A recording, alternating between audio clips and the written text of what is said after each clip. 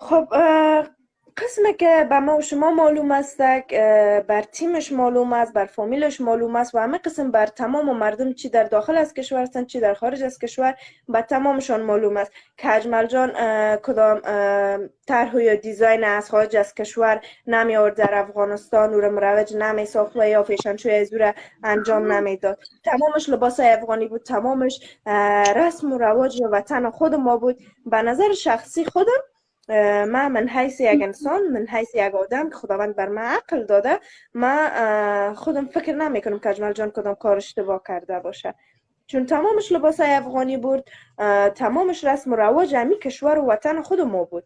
چیز دیگه ای نبود که از دیگه کشور آمده باشه، یا کدام لباس محفلی باشه، یا قولش لج باشه، یا به یک نحو دیگه باشه.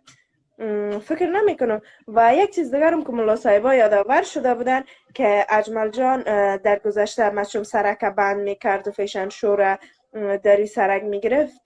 به نظر من که تمام از این موضوعات که از مربوط به گذشته میشه.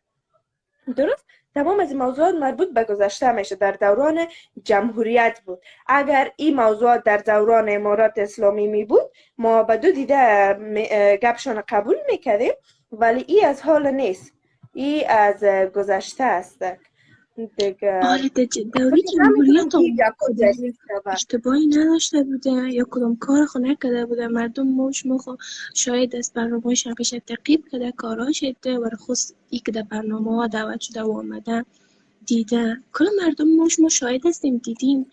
ولی ای که مردم موش ما مولایای ما با یک اشتباه آیه قرآن که 3 نفره محکوم میگیرند که بسیار جای شرم است.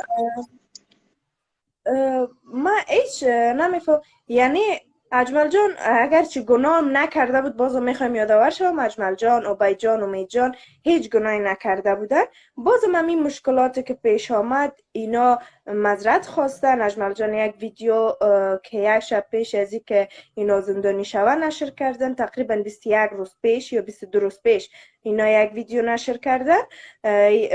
معذرت خواستن از دولت، از اولا از خداوند، بعد از دولت امارات اسلامی، بعد از او از مردم.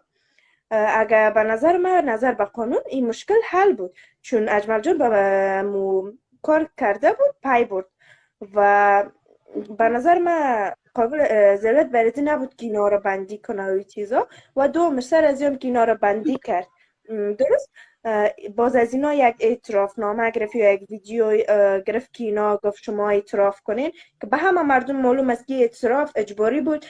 تمام از اینا در مانیتور نشته شده بود. اجمل جان از روی مانیتور خواند دیگه.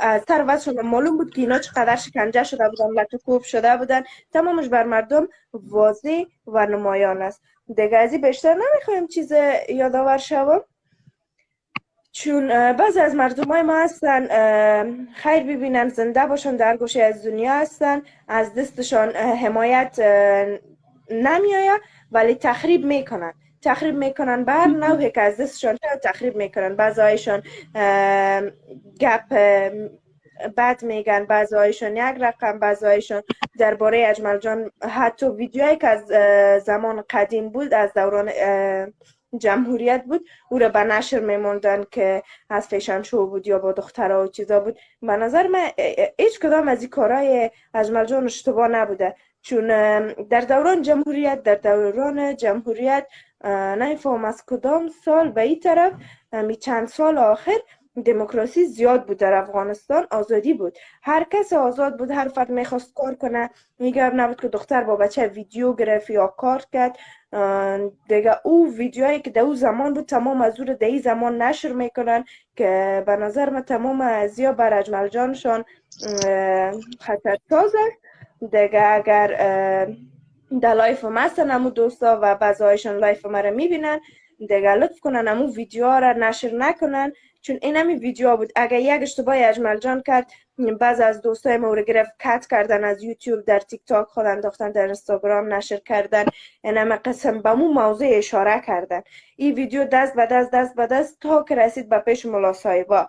بعضی پیش ملا صاحبا که رسید دیگه، اونا میگه بیشتر دامن زدن و تا کجا رساندن. به نظر من اگر امی ملا صاحبا که میگن ما ملا صاحب هستیم، ما قسم یا قسم. شما چی میکنین در تیک تاک؟ شما چی میکنین در اینستاگرام؟ چی میکنین در یوتیوب که شما متوجه از این کارهای اجمل جان شده؟ درست؟ ای همیشه مردم اتور دست خود اشاره میکنه که تو اینی کار کردی، ولی متوجه نیست که سه انگشت دیگه طرف خودش اشاره میکنه. تو پیش از یک سر یک نفر انتقاد کنی، تو یک بار ببین که خود چی عیب داری، خود چی نقص داری که نقص یک نفر دیگر میگیری. هیچ انسان در دنیا بدون عیب نیست. پس خوبتر است ما عیب دیگران رو بپوشانیم. عیب دیگران رو بپوشانیم تا خداوند عیب ما رو بپوشانه. ای در قصه شون نشو ای جمعی میفهمی دنبال گپای منفی مردم ایج نکرد. مردم ما و شما پشت کتاب خدا، پشت خدا گپ میزنن دیگه، تو پشت خودشان است، خودشان بد میگن. باز چی مولا دیگه کساره اجمل جان به کلگی معلوم است دمی افغانستان خود